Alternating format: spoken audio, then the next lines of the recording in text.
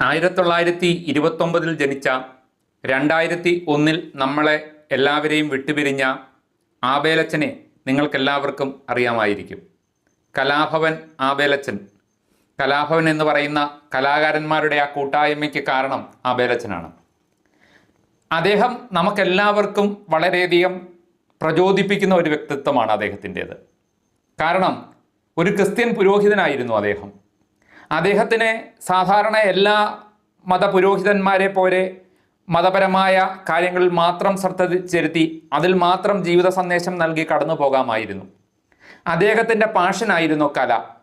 അദ്ദേഹം മതപുരോഹിതൻ എന്നുള്ള കർത്തവ്യം നിർവഹിക്കുന്നതോടൊപ്പം തന്നെ കലയ്ക്കുകൂടി പ്രാധാന്യം കൊടുത്തു. വെറുതെ കൊടുക്കുക മാത്രമല്ല ചെയ്തത്. കലാഭവൻ തുടങ്ങിയപ്പോൾ അദ്ദേഹത്തിൻ്റെ ഏറ്റവും വലിയൊരു ആഗ്രഹം കലാഭവനിലൂടെ ഒരാളെങ്കിലും സിനിമയിലെത്തണം എന്നുള്ളതായിരുന്നു അദ്ദേഹത്തിൻ്റെ ആഗ്രഹം. നമുക്കറിയാം, ഒരാളല്ല സിനിമയിലെത്തിയത്, ധാരാളം പേര് അവരുടെ ജീവിതം കൊച്ചിൻ കലാഭവനിലൂടെ മാറ്റിമറിച്ചു.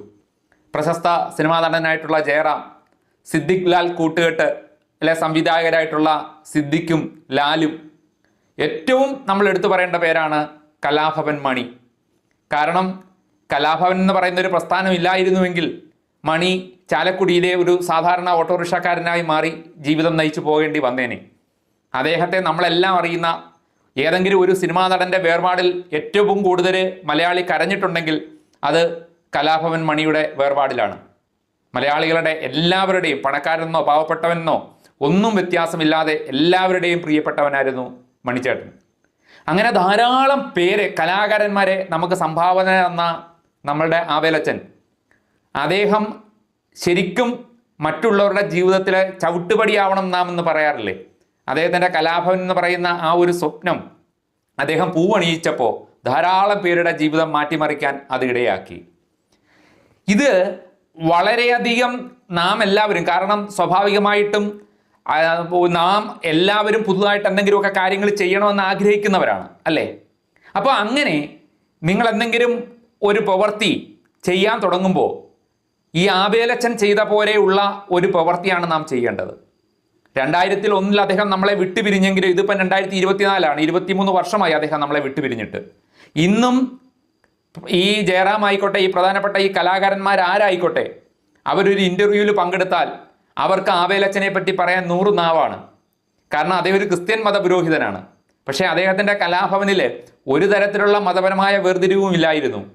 ക്രിസ്ത്യൻ കുട്ടികളെ മാത്രമല്ല അദ്ദേഹം കൈപിടിച്ച് ഉയർത്തിയത്. ഇന്ന് എല്ലാ കാര്യത്തിലും നമ്മൾ ജാതിയും മതവും രാഷ്ട്രീയവും ഒക്കെ നോക്കുന്ന ഒരു കാലഘട്ടത്തിലൂടെയാണ് നാം കടന്നു പോകുന്നത്.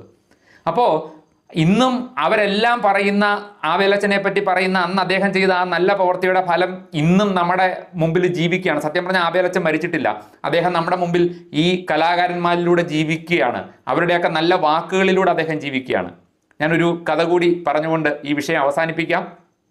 കുട്ടികൾക്ക് പറഞ്ഞു കൊടുത്ത് അങ്ങനെ കേട്ടിട്ടുള്ളൊരു കഥയാണ്. കാട്ടിലെ ഒരാട്ടിൻകൂട്ടം അത് ഭക്ഷണം തേടി രാവിലെ പുറപ്പെട്ടു പോകുന്നു. ആ കൂട്ടത്തിൽ പുതുതായിട്ട് ഒരു മുട്ടനാടിൻ്റെ കുട്ടി ഉണ്ടായിട്ടുണ്ട്. അവൻ ഇച്ചിരി അനുസരണയില്ലാത്തവനാണ്. കൂട്ടം തെറ്റിയൊക്കെ അവൻ പോകുന്നത് അവൻ്റെ സാധാരണ ശീലമാണ്. അവനെ അമ്മ എപ്പോഴും ഉപദേശിക്കാറുണ്ട്, അത് അപകടത്തിലേക്കാണ്, നീ അങ്ങനെ പോകരുത്, ധാരാളം ശത്രുക്കളുള്ള സ്ഥലമാണ് ഈ കാട് എന്നൊക്കെ ആ അമ്മ ഉപദേശിക്കാറുണ്ട്. പക്ഷെ അവൻ അതങ്ങനെ കേൾക്കാറില്ല. അപ്പം അതുപോലെ അന്നും അവൻ കൂട്ടം തെറ്റിപ്പോയി ഒരു ചെന്നായുടെ മുമ്പിൽ അകപ്പെട്ടു. ചെന്നായി അവനെ ഭക്ഷണമാക്കാൻ വേണ്ടി ശ്രമിച്ചു.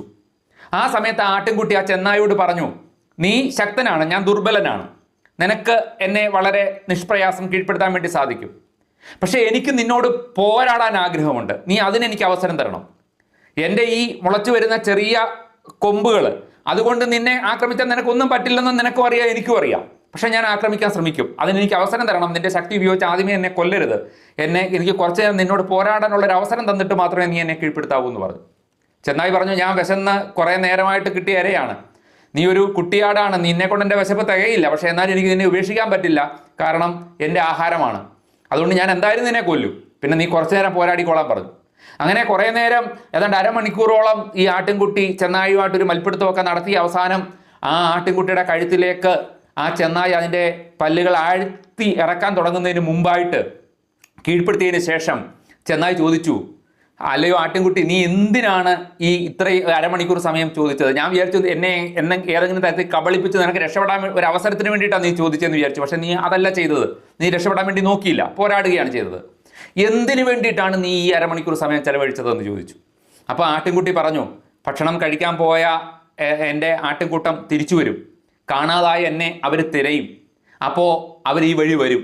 സ്വാഭാവികമായി നീ എന്നെ ഭക്ഷിച്ചതിന് ശേഷം അവശിഷ്ടമായിട്ട് ഉപേക്ഷിച്ചു പോകുന്ന എൻ്റെ എല്ലും തോലും അങ്ങനെ കുറേ കാര്യങ്ങൾ ഉണ്ടാകുമല്ലോ. ആ ചോരപ്പാടുകൾ മാത്രമല്ല അവരിനി കാണാൻ പോകുന്നത്. അവരിവിടെ ഒരു പോരാട്ടം നടന്നു എന്ന് ഇവർക്ക് മനസ്സിലാവും. അപ്പോൾ എൻ്റെ അമ്മയ്ക്ക് ഉണ്ടായ ബാക്കിയുള്ള ആട്ടിൻകുട്ടികളൊക്കെ പെണ്ണാടിൻ കുട്ടികളായിരുന്നു. ഞാനാണ് ഒരു മുട്ടനാട്, ഒരാണാടായിട്ട് ജനിച്ചത് ഞാനാണ്. അതിൽ എൻ്റെ അമ്മയ്ക്ക് അഭിമാനം ഉണ്ടായിരുന്നു. എൻ്റെ മോൻ ശക്തനാണെന്ന് എൻ്റെ അമ്മയ്ക്കൊരു ധാരണയുണ്ടായിരുന്നു. അപ്പോൾ തിരിച്ചു വരുമ്പോൾ എൻ്റെ ഈ അസ്ഥികളും മാംസവും ചോരയും കാണുന്നതോടൊപ്പം അവരൊരു കാര്യം കൂടി അവർ കാണും. ഒരു പോരാട്ടത്തിനൊടുവിലാണ് ഞാൻ കീഴടങ്ങിയത് എന്ന് അവർ കാണും, അവർ മനസ്സിലാക്കും. അപ്പോൾ എൻ്റെ അമ്മയ്ക്ക് അഭിമാനം തോന്നും. എൻ്റെ മകൻ മരിച്ചു പോയെങ്കിലും അവനൊരു ധീരനായിരുന്നു, അവൻ പ്രതിസന്ധിയോട് പോരാടിയിട്ടാണ് മരിച്ചത് എന്നൊരു ഓർമ്മപ്പെടുത്തൽ എൻ്റെ സമൂഹത്തിന് എനിക്ക് കൊടുക്കാൻ കഴിയും. അതുകൊണ്ടാണ് ഞാനൊരു പോരാട്ടം തിരഞ്ഞെടുത്തത് എന്ന് ആട്ടിൻകുട്ടി പറഞ്ഞു.